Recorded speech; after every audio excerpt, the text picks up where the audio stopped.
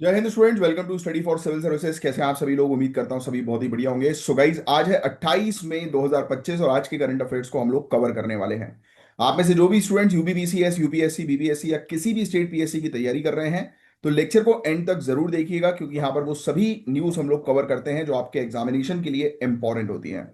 और गाइज, ये है हमारे ज्ञान सर, और ज्ञान सर का स्पेशल पेड बैच आप ज्वाइन कर सकते हैं दिए गए नंबर पर कॉन्टैक्ट करके।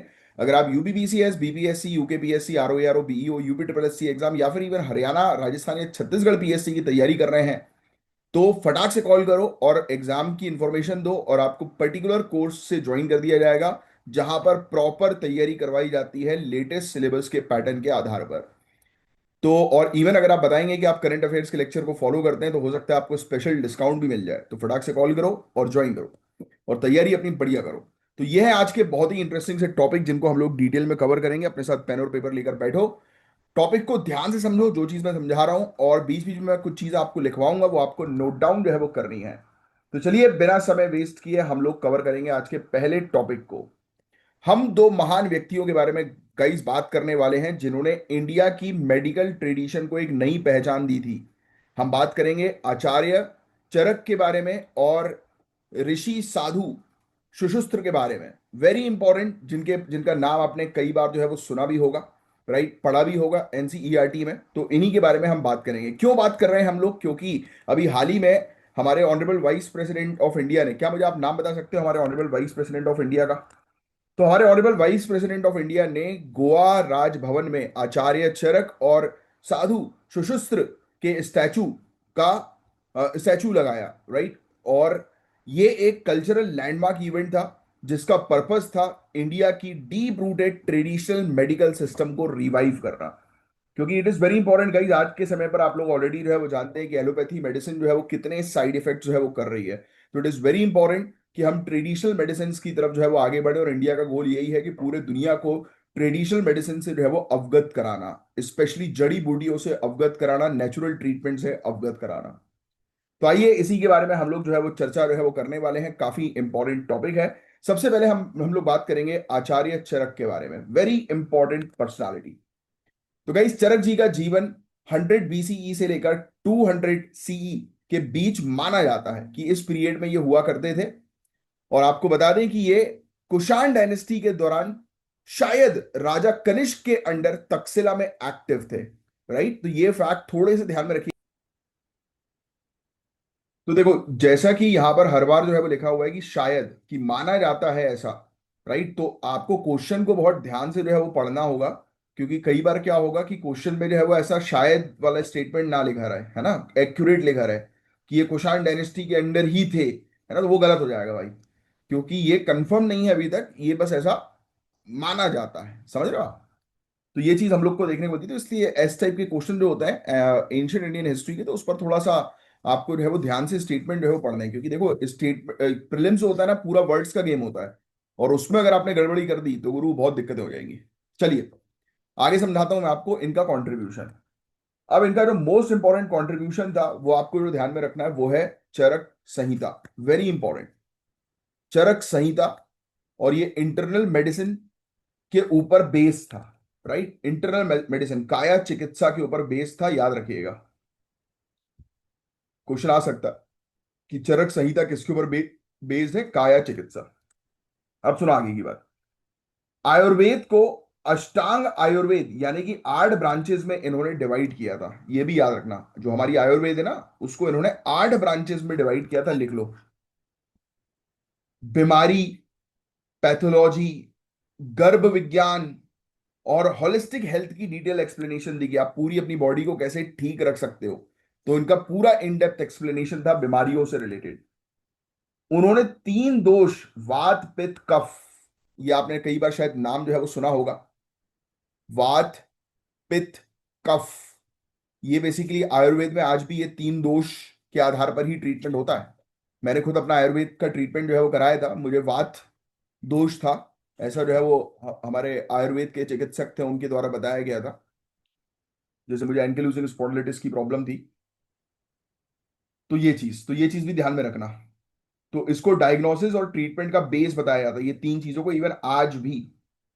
प्रिवेंटिव हेल्थ केयर पर फोकस किया कि भाई डेली रूटीन फॉलो करो, सीजनल लाइफस्टाइल को फॉलो करो, है ना, खान पान अपना अच्छा रखो। तो ये चीज उनके द्वारा बताई गई, प्रिवेंटिव हेल्थ केयर। क्योंकि आपने अगर प्रिवेंटिव हेल्थ पर फोकस कर लिया ना, तो आप कभी बीमार नहीं होगे। अगर डेली एक्सरसाइज कर रहे हो, डेली अपनी डाइट फॉलो अच्छे से कर रहे हो, तो आपका माइंड, आपकी पूरी बॉडी अच्छी रहेगी। बट अगर आप बिल्कुल बैलेंस डिस्टर्ब करते हो, अपना खाना पीना टाइम पे नहीं हो रहा है, एक्सरसाइज नहीं कर रहे हो, तो देखना कोई ना कोई बीमारी जो है वो डेवलप होगी। फिर मेडिकल एथिक्स, पेशेंट की कॉन्फिडेंशियलिटी, इस पर उन्होंने फोकस किया कि हाँ भाई, कोई भी पेशेंट है तो उसके बारे में बताना नहीं चाहिए, राइट, कि उसको क्या बीमारी है क्या नहीं है। तो दैट इज रॉन्ग। क्योंकि होता है ना भाई, हर एक इंसान को अपनी अलग अलग बीमारियां होती हैं और वो उनके लिए पर्सनल होती है, काफी ज्यादा वो शेयर नहीं करना चाहते हैं, राइट। ऐसी चीजें, एविडेंस बेस्ड प्रैक्टिस पर इन्होंने जो है वो फोकस किया, है ना। गैर हानिकारकता पर फोकस जो है वो किया, है ना। तो ये सब चीजें, तो ये चीज थोड़ी सी इनसे रिलेटेड जो मैंने आपको लिखवाई है, वो बस आप थोड़ा सा ध्यान में रखिएगा। ठीक है। आयुर्वेद के अंदर गाइस तीन बहुत महान किताबें हैं, जिनमें से एक चरक संहिता हम लोग को जो है वो देखने को मिलती है। Very important. अब नेक्स्ट हम बात जो है वो करेंगे सुषुस्त्र के बारे में, साधु सुषुस्त्र या ऋषि सुषुस्त्र के बारे में। इनका पीरियड 600 बीसीई के आसपास था, ये कहा जाता है लगभग 600 बीसीई के आसपास ये थे। इन्होंने काशी में प्रैक्टिस किया था, ऐसा माना जाता है, दीवोदास राजा के अंडर। दीवोदास राजा के अंडर लिख लीजिएगा। अब इनके कंट्रीब्यूशन की तरफ चलते हैं। सुषुस्त्र संहिता ओल्डेस्ट सर्जिकल टेक्स्ट है। जो चरक थे उन्होंने इंटरनल बॉडी पर काम किया, है ना, प्रिवेंटिव हेल्थ केयर पर काम किया, इन्होंने सर्जरी पर काम किया। इन्होंने 300 से भी ज्यादा सर्जिकल प्रोसीजर्स डिस्क्राइब किए और 100 से भी ज्यादा इंस्ट्रूमेंट्स की जानकारी दी है, सर्जिकल इंस्ट्रूमेंट्स की। तो ये दोनों पॉइंट्स आप लिखेंगे, very important. Next,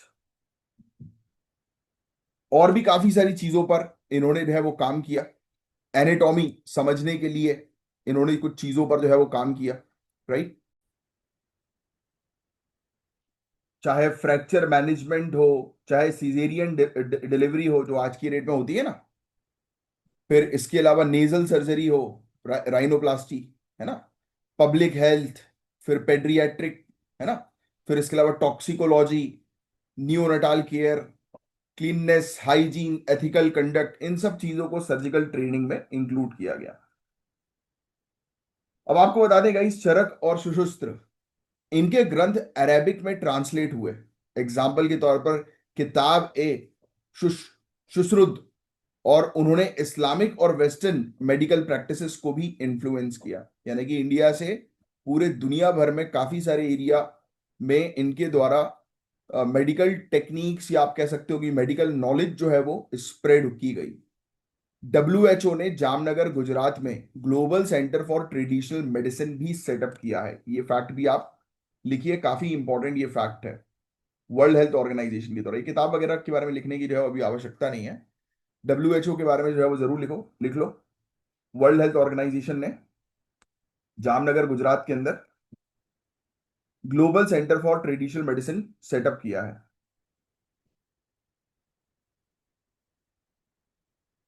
national education policy traditional knowledge और मल्टी डिसिप्लिनरी एजुकेशन को प्रमोट करती है।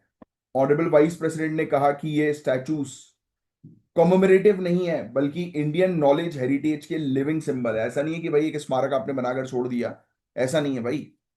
ये बेसिकली प्रॉपर एक जीवित जीवंत प्रतीक के रूप में इनको वर्णित किया गया है, राइट। तो ये चीज है। एजुकेशन का मैंने आपको ऑलरेडी बता दिया, नेशनल एजुकेशन पॉलिसी के अंदर शामिल हुआ है। तो गाइस, हेरिटेज बेस्ड क्वेश्चंस में रिपीटेडली आयुर्वेद का मेंशन होता है, तो इसलिए ये चीज आपको ध्यान में रखनी है। जीएस पेपर वन या ऐसे के पेपर में आप इन ट्रेडिशनल नॉलेज को जो है वो इंटीग्रेट कर सकते हो, जो आज की डेट में इंडिया प्रमोट कर रही है। एग्जाम्पल जो है वो मेंशन कर सकते हो, राइट। और बाकी जो चीज मैंने आपको बताई है लिखने के लिए, वो आप लिखिएगा। तो ये बहुत ही महान आचार्य, ये इंडिया के साइंटिफिक लेगेसी के एक शाइनिंग एग्जाम्पल है। उनकी जो शिक्षा है, टीचिंग है, वो आज भी मॉडर्न मेडिसिन के कोर एथिक्स के साथ जो है वो मैच करती है। तो ये था गाइस पूरा ओवरऑल टॉपिक। होपफुली आपको पूरी चीज अच्छे से जो है वो समझ में आई होगी। नेक्स्ट, अब हम बात करेंगे एक ऐसी आर्कियोलॉजिकल साइट के बारे में जहां से मिली खोज ने भारतीय सभ्यता के ट्रेडिशनल नॉर्थ सेंट्रिक व्यू को चैलेंज कर दिया है। इसका नाम है किजाड़ी एक्सकेवेशन। लिख लो, किजाड़ी एक्सकेवेशन, खुदाई जो हुई है किजाड़ी। ये तमिलनाडु का एक एक्सकेवेशन साइट है। कभी कभी क्वेश्चन आ सकता है कि किजाड़ी कहाँ से एसोसिएटेड है, तो ये तमिलनाडु की है। इसका रिलेवेंस पैन इंडिया है और सिविल सर्विसेज के पॉइंट ऑफ व्यू से तो बहुत इंपॉर्टेंट है। तो अभी अपडेट ये आ रही है कि आर्कियोलॉजिकल सर्वे ऑफ इंडिया ने केजाड़ी एस्केवेशन रिपोर्ट को रीराइट करने का ऑर्डर दिया है, क्योंकि डेटिंग मेथड और टाइमलाइन क्लासिफिकेशन में कुछ कमियां बताई गई हैं और इससे एकेडमिक और ब्यूरोक्रेटिक सर्कल्स में बहस जो है वो शुरू हो गई है। तो अभी एक मुद्दा जो है वो चल रहा है कि दोबारा ये बोल रहे हैं एएसआई, इनने बोला आर्कियोलॉजिस्ट को कि भाई जिन्होंने केजाड़ी एस्केवेशन किया, यानी कि जहां पर जो खुदाई करी, कि भाई फिर से आप अपनी डिटेल रिपोर्ट सबमिट करो। राइट। रिपोर्ट ओरिजिनली इन लोगों ने जनवरी 2023 में सबमिट करी थी, बट ये बोल रहे थे कि आप टाइम पीरियड और डेटिंग मेथोडोलॉजी आपने सही तरीके से यूज नहीं किया है।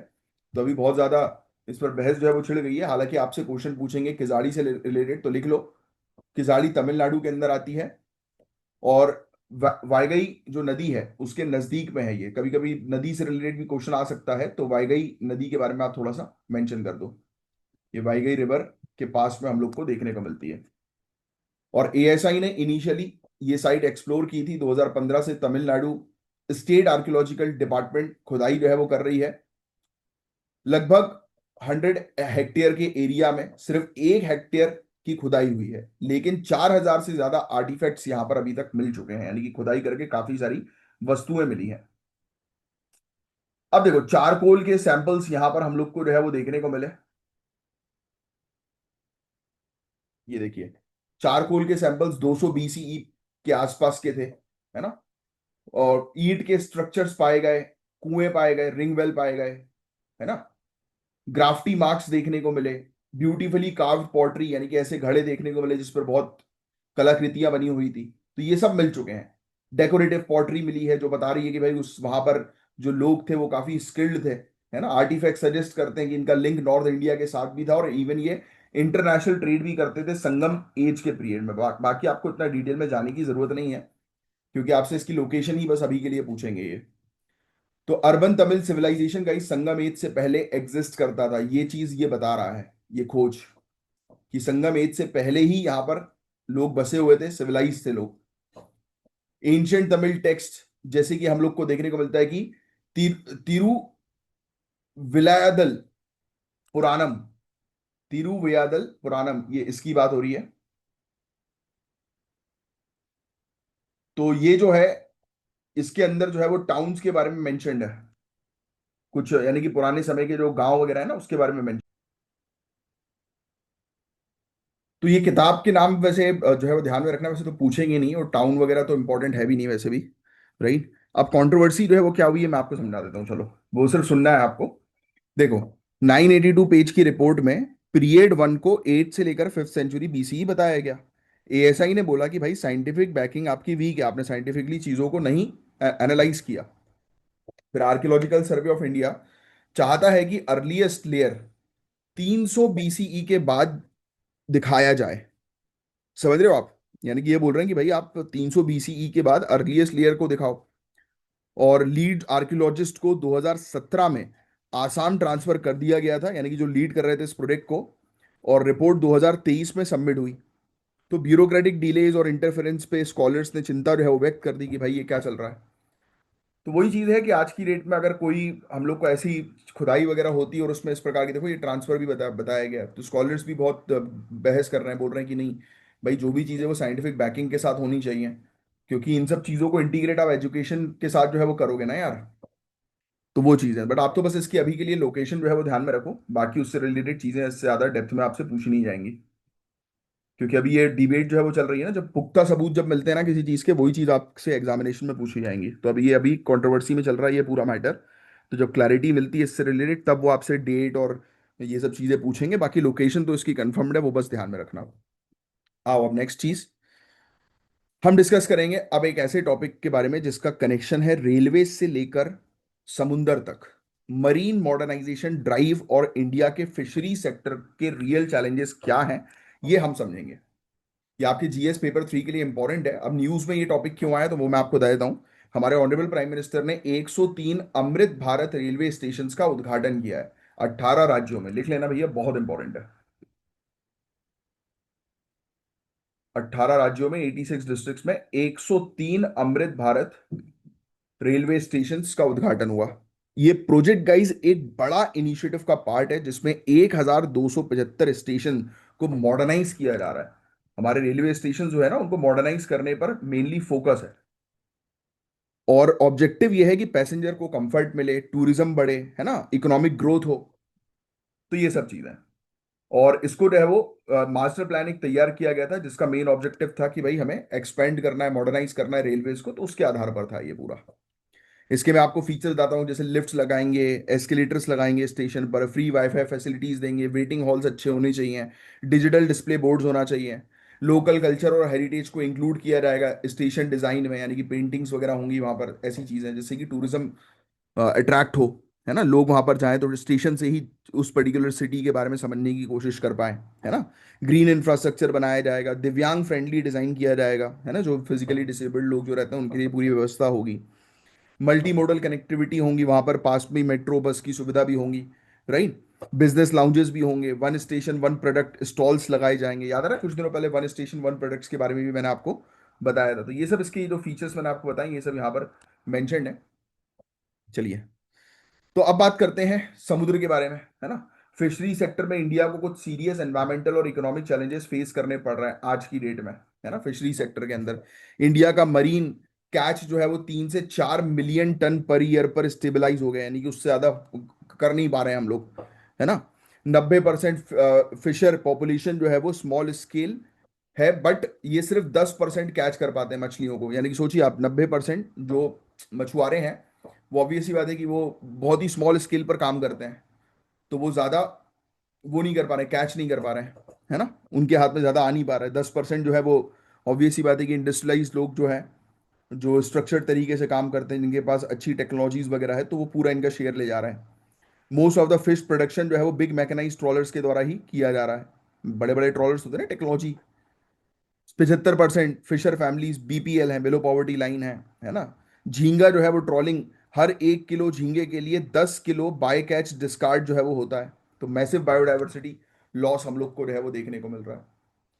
तो ये चीज यहाँ पर जो है बताई जा रही है, देखो लिखा भी हुआ है, हर 1 किलो झींगे जो है, जो रिटेन जो है वो किए जाते हैं, उसमें 10 किलो से ज्यादा हम लोग को जो है वो देखने को मिलता है, बाय कैच होता है, जो मोस्टली जुवेनाइल या फिर नॉन टारगेटेड स्पीसीज होते हैं। यानी कि आप झींगे पकड़ रहे हो, उसके साथ और भी काफी सारी चीजें आ जाती हैं, है ना। तो 10 किलो आप चीजें पकड़ रहे हो समुद्र से, उसमें से सिर्फ 1 किलो ही काम की निकल पा रही है, तो वो भी एक बड़ा मरीन का बायोडाइवर्सिटी लॉस हम लोग को देखने को मिल रहा है कि नहीं। बाय कैच वो होता है, बाय कैच समझ गए ना आप क्या होता है, समझाने की जरूरत नहीं, चाहो तो लिख लो, ये बाय कैच वाली चीज लिख लो, चलो। ये बाय कैच जो है वो लिख लो कि ये क्या है, मैं आपको समझा देता हूँ। ये वो मछली या वो मरीन के क्रिएचर्स होते हैं जो एक्सीडेंटली पकड़ लिए जाते हैं, लेकिन उनकी कोई कमर्शियल वैल्यू नहीं है। जैसे कि फॉर एग्जांपल आपको झींगे मार्केट में बेचना है, बट वो झींगों के साथ छोटी मछली और दूसरी स्पीसीज भी आ गई, तो क्या मतलब, है ना। तो ये चीज है। अब इससे ये भी हो रहा है कि रीफ जो है वो डिस्ट्रक्ट होती जा रही हैं। बहुत सारे इश्यूज आज की डेट में हो रहा है ना। फिशर फैमिलीज कर्जे में जो है वो जा रही हैं। Fish meal and fish oil industry के ऊपर प्रेशर जो है वो क्रिएट हो रहा है एक्सेसिव बाय कैच के कारण। तो रेगुलेशन जो है वो रखना बहुत ज्यादा जरूरी है। कोस्टल स्टेट्स के पास अलग अलग कानून है, जैसे marine fisheries regulation act. Fisherman जो है वो एक्सप्लॉइट करते हैं लूप होल से, एक स्टेट में पकड़ी मछली को दूसरे स्टेट में उतार देते हैं, है ना। तो ये भी एक इशू हम लोग को देखने को मिलता है। ठीक है, तो हमें करना क्या है, तो एक सेंट्रलाइज नेशनल फ्रेमवर्क बनाओ, जैसे कि अमृत भारत मॉडल, है ना, इस तरीके का। लिखने की जरूरत नहीं, इसे समझने वाला टॉपिक है ये। न्यूजीलैंड जैसे देश में यूज होता है कोटा मैनेजमेंट सिस्टम की, सबका अपना एक कोटा जो है वो होना चाहिए। एग्जाम्पल लेता हूँ मैं, केरल का एग्जाम्पल है। Minimum legal size rule 41% production जो है वो एक सीजन में जो है वो बढ़ाया इन्होंने, यानी कि सबके पास एक कोटा जो है वो अलॉट कर दिया इन्होंने। देखो लिखा है ना, इन्होंने मिनिमम लीगल साइज जो है वो तैयार जो है वो कर दी थी, लागू जो है वो करी थी कि भाई जिससे कि इनकी प्रोडक्टिविटी भी जो है वो बढ़ गई थी और सभी को बेनिफिट जो है वो मिला, स्पेशली फिशरमैन को, छोटे फिशरमैन को। तो वो चीजें हैं। एफएमएफओ इंडस्ट्री को प्रॉपरली रेगुलेट करो, है ना, छोटी मछलियां हैं, मैंडेटरी किया जाए कि उनको दोबारा से पानी में रिलीज कर दो अगर आपने पकड़ लिया है छोटी मछली को। तो इन सब चीजों पर काम करना तो बहुत ज्यादा जरूरी है। केंद्र सरकार को लाइसेंस और सब्सिडी पर फोकस करना चाहिए, है ना। रूरल और अर्बन एरियाज में अवेयरनेस क्रिएट करनी चाहिए। फिशरमैन कोऑपरेटिव्स को इन्वॉल्व करो, यानी कि फिशरमैन को ट्रेनिंग दो, नॉलेज प्रोवाइड कराओ कि जिससे कि वो और प्रॉफिट कैसे जनरेट कर पाए उस चीज के बारे में। बस दैट्स इट। तो ये था गाइस पूरा ओवरऑल टॉपिक। होपफुली आपको चीजें समझ में आई होंगी।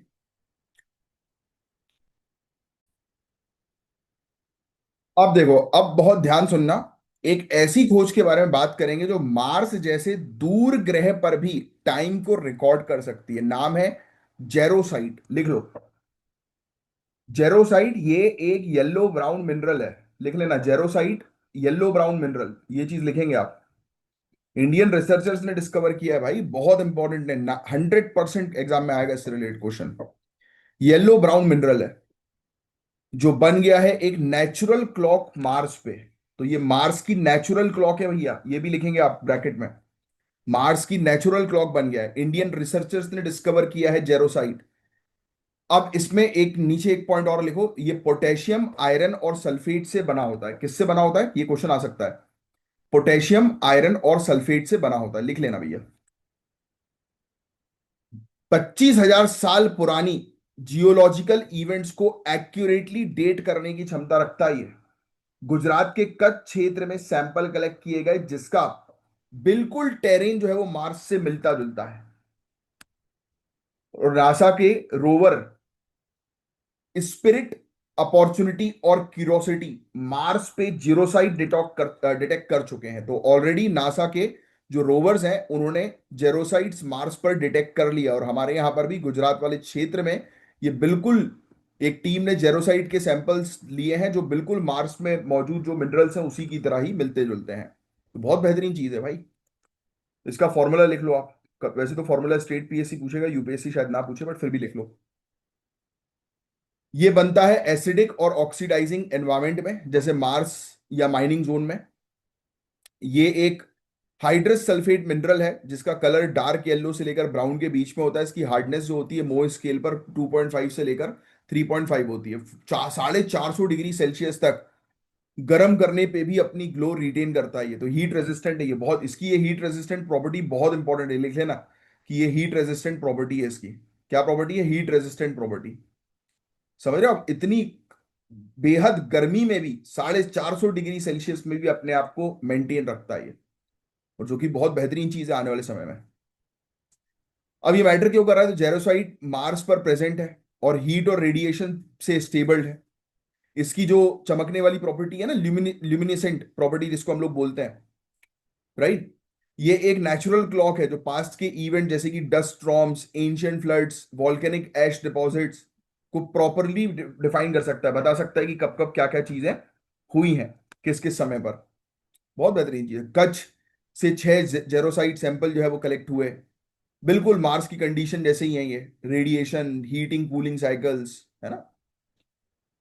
इसके ग्लो रिकॉर्ड किया गया 100 degree Celsius, 150 degree Celsius, 300 degree Celsius और 350 डिग्री सेल्सियस में। इवन 450 डिग्री सेल्सियस के बाद भी इसका ग्लो स्टेबल था, परफेक्ट था। बहुत बढ़िया है भाई, ये अच्छी एक रिसर्च है। आपसे तो बस जेरोसाइट के बारे में जो है वो पूछेंगे कि क्या है ये। तो जो चीज़ मैंने आपको लिखवाई है बस वो चीज़ मेंशन करना, बाकी और कुछ नहीं है इस चीज़ में। चलो, अब ये टॉपिक कई बार रिपीट हो चुका है, आप जानती हो, ओवर फिशिंग का खतरा। सिर्फ सुन लो इस टॉपिक को। ओवर फिशिंग का मतलब मुझे आपको बताने की जरूरत नहीं है कि मछलियों को इतनी तेजी से पकड़ना कि उनकी नेचुरल रिप्रोडक्शन रेट से वो ज्यादा हो जाए, है ना। मतलब इतने आपने मछलियों को पकड़ लिया कि वो रिप्रोड्यूस ही नहीं कर पा रही और खत्म वहां पर फिर। तो ये होती है ओवर ओवर फिशिंग। फिश की पॉपुलेशन इससे डिक्लाइन हो जाती है, इकोसिस्टम डिस्टर्ब हो जाता है। पता है वैश्विक स्तर पर 1/3 मछली का स्टॉक ओवर एक्सप्लॉइटेड है। इंडिया में 90% फिशर पॉपुलेशन स्मॉल स्केल है, लेकिन ये सिर्फ 10% कैच कर पाते हैं। बाकी प्रोडक्शन बड़ा मैकेनाइज्ड फ्लीट करता है, और जिससे इनइक्वालिटी और इकोलॉजिकल इंबैलेंस दोनों बढ़ते हैं। तो अगर ओवर फिशिंग का ट्रेंड कंटिन्यू रहा ना तो 20 सालों में मरीन बायोडाइवर्सिटी का क्या होगा सोचो। सब खत्म भाई। ठीक है, कुछ नहीं, 3 से 4 मिलियन टन हम लोग जो है वो एनुअली प्रोड्यूस करते हैं, वो हमारा स्टेबलाइजेशन पर आ गया है। और आप जानते हो यार ओवर फिशिंग के नुकसान, मुझे आपको बताने की जो है वो जरूरत नहीं है, सब आंकड़े वगैरह आपको याद रखने की जरूरत नहीं है। ठीक है। मरीन इकोसिस्टम, वही जो टॉपिक अभी हमने इससे पहले वाला टॉपिक पढ़ा ना, देखो F M F O industry, वो पूरा इन लोगों ने रिपीट कर दिया। 1992 की नदन कॉड फिशरी कोलैप्स हो गई थी कनाडा के अंदर। मिड 20th सेंचुरी में पैसिफिक सर्डाइन फिशरी कोलैप्स कर गई। अब ऑब्वियस सी बात है कि ये सब जो हमें देखने को मिल रहा है कि ओवर फिशिंग के कारण क्षेत्र कंपनीज भी कोलैप्स कर जा रही हैं, क्षेत्र में बची नहीं है फिशरीज, तो कंपनी कैसे चलेगी, कैसे वहां पर कोस्टल एरियाज पे फिशरमैन जो है वो सरवाइव कर पाएंगे। तो ये वाला जो टॉपिक था ना, ये देखो रेगुलेट करना फिश मील और फिश ऑयल इंडस्ट्री को, ये टॉपिक और वो जो अभी हमने थर्ड टॉपिक पढ़ा था, तो बिल्कुल ही सेम ही है, मतलब इन लोगों ने रिपीट कर दिया बस, और कुछ नहीं है इसके अंदर। अब आओ नेक्स्ट टॉपिक की तरफ। अब इंडिया का पोलार और ओशियन रिसर्च इनिशिएटिव के बारे में हम बात करेंगे। Union minister of earth science ने गोवा में उद्घाटन किया है सागर भवन, पोलार भवन, और ये दोनों एनसीपीओआर यानी कि national centre for polar and ocean research का पार्ट है, लिख लेना भैया। वेरी इंपॉर्टेंट, ये चीज प्रीलिम्स में आपसे पूछी जा सकती है। अब सुनो, इंडिया का प्रीमियर इंस्टीट्यूट है पोलार और ओशियन रिसर्च के लिए, ये गोवा में, याद रखना। ये ऐसा इंस्टीट्यूट है जो पोलार और ओशियन पर रिसर्च करने के लिए बनाया गया। इसको स्टैब्लिश किया गया था 1998 में एज एनसीएओआर के तौर पर, फिर बाद में एनसीपीओआर इसका नाम रख दिया गया। कौन सी मिनिस्ट्री के अंदर ये ऑपरेट करता है? मिनिस्ट्री ऑफ अर्थ साइंस, तो ये आपको थोड़ा सा ध्यान में रखना है। हेडक्वार्टर इसका वास्को ड गामा गोवा में है। ठीक है। अच्छा, एंटार्क्टिका के अंदर हमारे कौन से रिसर्च स्टेशन है? मैत्री भारती, लिख लो। हमारे यहाँ पर जो रिसर्च स्टेशन है एंटार्क्टिका में, उसका नाम जो है वो मैत्री है और भारती है। ये वाली चीज आप जानती हैं। इसका हेडक्वार्टर मैंने आपको ऑलरेडी बता दी, ये लो, लिख लो, ये चीज इंपॉर्टेंट है। और फिर इसके अलावा आर्टिक क्षेत्र में हिमाद्री, आर्टिक क्षेत्र में हिमाद्री, और हिमालयस में जो है हिमांश। ये हमारे इंडिया के जो है वो रिसर्च स्टेशन है अलग अलग जगह पर, जिसके नाम आपको प्रॉपरली पता होने चाहिए, जो प्रीलिम्स में पूछे आएंगे। इस एक्सक्लूसिव इकोनॉमिक जोन का सर्वे करने का काम इस रिसर्च इंस्टीट्यूट का हम लोग को देखने को मिलता है, राइट। और भी काफी, जितने भी आर्टिक क्षेत्र में जो चीजें हैं ना, वो पूरी ये मैनेज जो है वो करेगा। अ, और ये बहुत इंपॉर्टेंट है यार, बट उससे पहले ये देख लो आप, पोलार भवन 55 करोड़ का प्रोजेक्ट है, 11,378 स्क्वायर मीटर के एरिया पर फैला हुआ है। इसमें एडवांस लैब्स होंगी, 55 रेसिडेंशियल यूनिट्स होंगे, सेमिनार हॉल्स होंगे, लाइब्रेरी होंगी, तो मतलब कुल मिलाकर आपको ये पता ध्यान में होना चाहिए कि पोलार भवन, सागर भवन, ये गोवा में है ना। और इनका काम सिर्फ यही है कि आर्टिक क्षेत्र में और एंटार्क्टिक क्षेत्र में, यानी कि जो हमारे जो क्षेत्र है पोलार क्षेत्र और ओशियन जो है, उस पर रिसर्च करने का ये इंस्टीट्यूट है, बस। इससे ज्यादा और कुछ आपको ध्यान में रखने की आवश्यकता नहीं है। ठीक है। क्योंकि इन सब एरियाज पर आज की डेट में क्लाइमेट चेंज जो बढ़ता जा रहा है ना, तो उसके लिए रिसर्च करना बहुत ज्यादा जरूरी है। तो मैंने आपको ऑलरेडी बताई दिया, फिर से रिपीट हो गया, देखो ये एज इट इज। ये बार बार चीजें रिपीट क्यों कर देता है? चलो कोई बात नहीं, अच्छी बात है, क्योंकि अलग अलग सोर्सेज से ये निकाला जाता है ना, तो इसलिए ऐसा होता है। ट्रांसफाइट से रिलेटेड मैंने ऑलरेडी आपको चीजें बताई हुई हैं। तो बताओ कमेंट बॉक्स पे इसका आंसर क्या होगा। पढ़ो बहुत ध्यान से, वीडियो को पॉज करो, ध्यान से पढ़ो। ये पूरी चीज मैंने आपको बताई हुई है। तो इंडस्ट्रियली प्रोड्यूस ट्रांसफैट जो है वो क्रिएट किए जाते हैं हाइड्रो जनरेशन प्रोसेस के थ्रू, राइट। और जो पार्शियली सैचुरेट और अनसैचुरेटेड फैट्स हम लोग को देखने को मिलते हैं। ये ट्रांसफैट जो है वो बैड कोलेस्ट्रॉल बढ़ा देता है और गुड कोलेस्ट्रॉल को डिक्रीज करता है। कार्डियोवास्कुलर रिस्क जो है वो बढ़ा देता है, हार्ट अटैक वगैरह के केसेस। ये चीज ध्यान में रखना बहुत ज्यादा जरूरी है भाई, ये पूरा पॉइंट। वर्ल्ड हेल्थ ऑर्गेनाइजेशन ने सेट किया ग्लोबल टारगेट की इंडस्ट्रियली प्रोड्यूस ट्रांसफैट्स को 2025 तक खत्म करना है। ऑब्जेक्टिव ये है कि 90% प्रोटेक्ट करना है पूरे दुनिया भर की पॉपुलेशन को उसके हार्मफुल इफेक्ट से। एफएसएसएआई जो है वो इंप्लीमेंट कर रही है इन पूरी चीजों को जनवरी 2022 से, पता ही होगा आपको, पता होना ही चाहिए। चागोस आइलैंड, इसका तो मैं बताऊंगा नहीं आपको आंसर, ये आप खुद बताओगे मुझे, क्योंकि ये बहुत इंपॉर्टेंट है। डियागो गार्शिया किसका है ना। इसकी हिस्ट्री प्रॉपर तरीके से पता होनी चाहिए आपको, बहुत इंपॉर्टेंट है। Chagos island, Diego Garcia. ठीक है। न्यू डेवलपमेंट बैंक के बारे में मैंने आपको बोला भी था कि आप पढ़िएगा, उससे रिलेटेड एक मेंस का क्वेश्चन है, ट्राई करिएगा इसके बारे में आंसर जो है वो देने की। और यह है ज्ञान सर के पेड कोर्स को ज्वाइन करने के लिए दिए गए नंबर पर कांटेक्ट कीजिए। अब मैं मिलूंगा आपसे नेक्स्ट लेक्चर में, तब तक के लिए bye, take care, have a great day, जय हिंद, जय श्री महाकाल।